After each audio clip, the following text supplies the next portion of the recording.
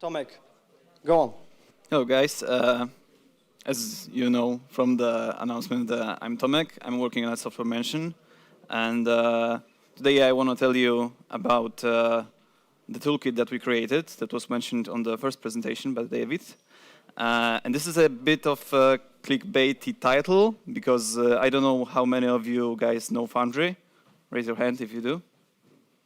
Okay, so we set out to make a tool that that is inspired heavily by Foundry, and we wanted to make it better. But did we make it? Let's see.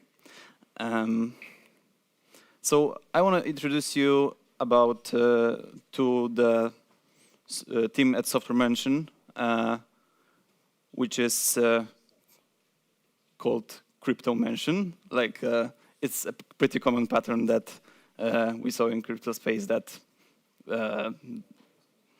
that people are creating subsets of their own companies. So I think the idea was just to call ourselves Crypto Mention. So prior to Starkware, we have been working on some crypto projects, but not much. When we started working with Starkware last year, we were just 2 of us, and now we're 14. So that's pretty huge for us. And yeah, so we're relatively new to that space. And for Starkware, we're making SDKs and developer tools and also writing Cairo contracts. So let's talk about the genesis of the project. So first there was Cairo-lang. It is obviously a language. It is really primitive. It has a lot of syntax sugar sprinkled on it. It can do basic operation that any programming language can do, like recursion and with jumps, etc. No strings, no that fancy stuff. Only one data type called felt. It is pretty difficult to learn because of that, but we are working on educating the users on how to learn it more efficiently to make that steep learning curve a bit smaller. This is a language that was developed with proving in mind, so that is why it is so bare bones, but like David said, it's also really performant. So the tooling for Cairo is still maturing, and there are not a lot of tools. When we started, we were basically the first to try to develop a testing framework for that. So the state of the art at the beginning of our project, user wanted to test a contract, but what he had to do was basically write Python code, which is like using JavaScript for solidity tests, which I, to this day, don't understand why it's done like that. So some rudimentary tools for testing were available, provided by Starkware, like the testing framework, but it still had to use Python. And also, there was no solution for managing your projects. So there's Foundry in Solidity, and it, as some of you may know, it uses Git submodules to manage the dependencies. So we thought it sounds pretty simple. Why we don't do that too? And we set out to solve some of the problems that were apparent in the space. So just about a year ago we started, and I think it's been a pretty wild journey. So what is Foundry really, for those of you that don't know? It's basically a Swiss Army knife for Solidity, and it's implemented in Rust, and it's known to be, it brags its efficiency, and it's kind of interesting from testing standpoint, and you don't have to use JS to run your tests. So that's something that we also wanted, to not have to touch Python, which is coupled with Cairo 0 as well.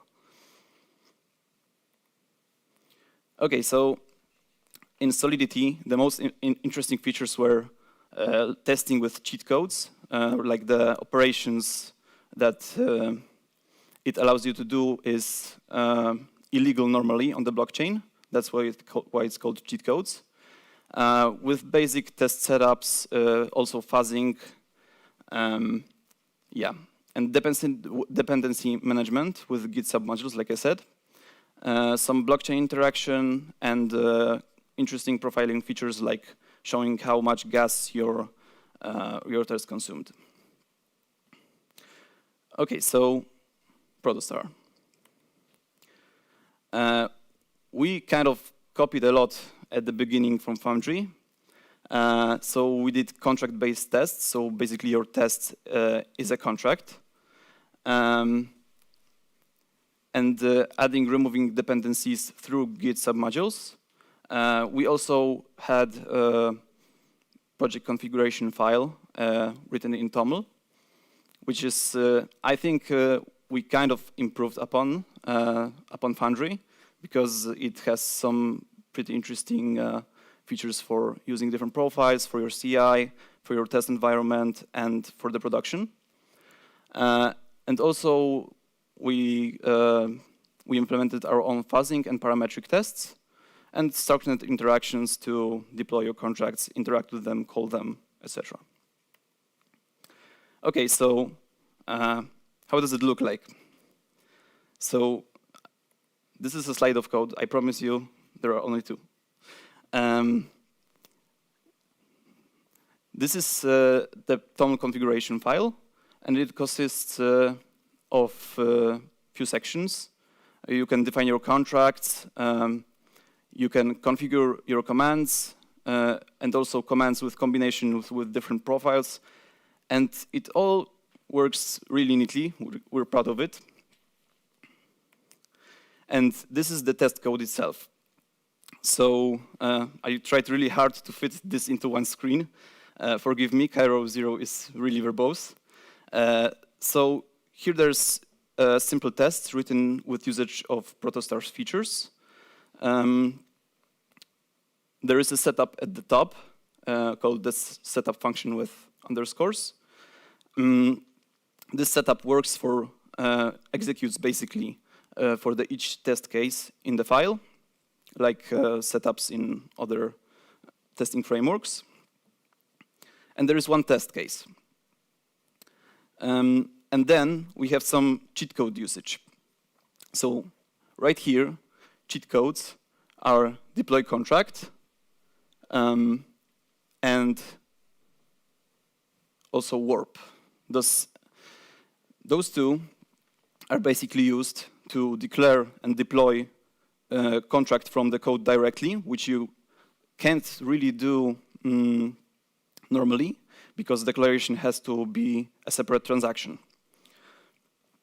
And warp is setting block time to the time specified. And that's basically it. And as you see, there's minimal Python involved because the hint contains Python. Okay, so this initial version has been a success. We achieved the target. Didn't touch anything but one language. And you all needed Cairo and protostar. So let's talk about some pitfalls. Git submodules was one of the biggest of them, because of course you have to force Git, and if you're already using Git, it can be kind of confusing, because you have to add some commits on initialization of the repository if you're adding new dependencies via protostar or via Foundry. And also, you have to use Git as well, since other people are using other VCSs. This is not optimal. There are a lot of corner cases. I believe to this day we haven't found all of them, and I hope we do not find them never. And it's kind of hard to grow and maintain because we're limited to the feature set of Git. Okay, so the second is cheat code naming. For the users that know Foundry, the naming is fun. If you know what cheat code does, it's simple to write. But also, a lot of people were coming not from the Ethereum even background, so they have no idea what they did. We tried with improving the experience with the documentation, but yeah, it's a problem that occurs even with our developers inside the company. So yeah, so I have a riddle for you. What does that do? For those that don't know Foundry, of course. Does anybody know? Okay, so a hint, it does illegal thing on the blockchain.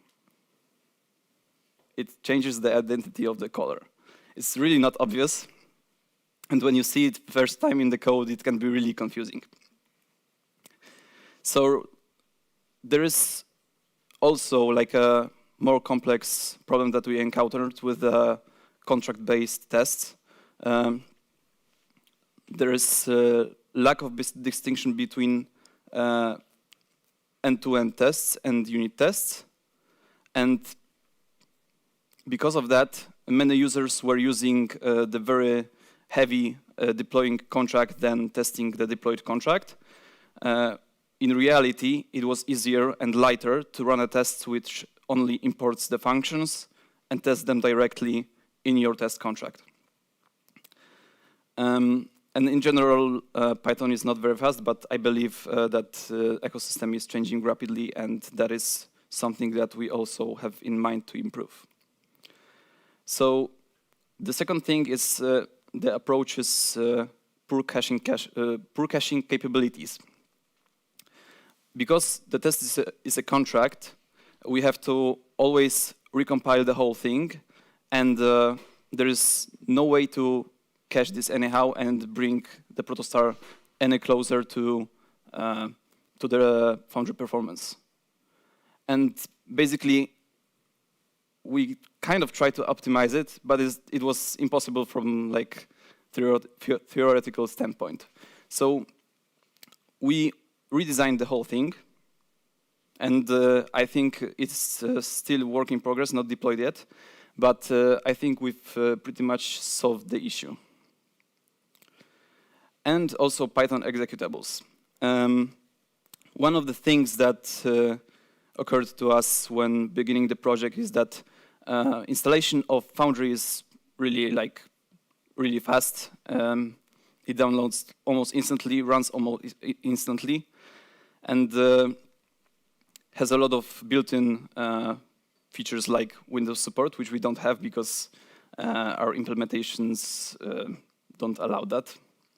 And it's also not ideal solution for a CLI-based tool. So if you want to build a CLI-based tool, don't use Python, my advice. And some of the issues we could solve and some we couldn't. So we decided to ditch the Git submodules completely. And we proposed to Starker to build a package manager from scratch, which is called Scarb. And it has everything that Git submodules can do and even more because it's tailored to Cairo 1. It's really awesome, growing really fast. And yeah, I think it would be awesome. So boosting performance is really a topic that that we always kind of push to. And we always try being close to Matter whenever possible. When obviously, when running a blockchain-based application, hashing is always going to be our bottleneck. So we try to use native implementations there. We try to educate users to write optimal tests, but that is kind of really hard because everyone wants to deploy their contract and then test it. It's really intuitive, but not optimal. And yeah, we also as we go, we benchmark and identify the issues. Yeah, and the user feedback is really important for us as well. So the new architecture I was talking about, it's kind of ditching the Foundry-like contract-based testing, which means that your test isn't a contract anymore, it's pure Cairo code, because in Cairo, you don't have to define a class, like a contract class, to implement anything. You can just define your functions, mark them as test in Cairo 1, and everything becomes suddenly easier to cache and more straightforward to the user. Yeah. So migrating to Rust. Yeah, this is a topic that that is really hot right now in Cairo, because from Cairo 0 to Cairo 1, we're going to Rust implementations everywhere. So obviously, protostar is also migrating towards Rust. It's not a straightforward process, but yeah, in a couple of months, I believe we can achieve this. We can finally support Windows out of the box, which is awesome, because I know people requested it. Also, smaller binaries. Right now, our binaries are pretty big. And we're going to be blazingly fast, like this, like this hello world. So, what's next? As you see, we have a long way to go to improve upon all of those. And we have a lot of ideas from the community, which has really helped us to, we wouldn't have thought of all those features if not for the community. And it's really encouraging to see how StarkNet community quickly grows, and it's really active. So forking network state for tests is something that we'd like to do. Cross-chain testing is like, the simplest way to explain is to have L1 and L2 basically standing next to each other, talking, passing messages, etc. So we can test end-to-end. If you have your contracts on Ethereum also, you want to bridge something to StarkNet, we want to facilitate users that with the tools that can do that. And also code coverage. This is missing in Cairo as of now, and yeah, I think we're gonna try to tackle this one as well. So this presentation's title was doing something better than Foundry. So are we better than them? I don't think so right now, but we're different. We have learned a lot. It was like the first tool of that kind that we built, and we learned our lessons from that, and I think it's going in the right direction right now. Okay, so I hope that you liked the presentation. Thank you all for coming to our humble office. And if you would like to get notified about similar events at Software Mention, I encourage you to sign up to our mailing list with the QR code on the screen. And also, if you want to know anything more, just hit us up on either Telegram or tag us on Twitter, GitHub. We're really active all across the board. Thank you.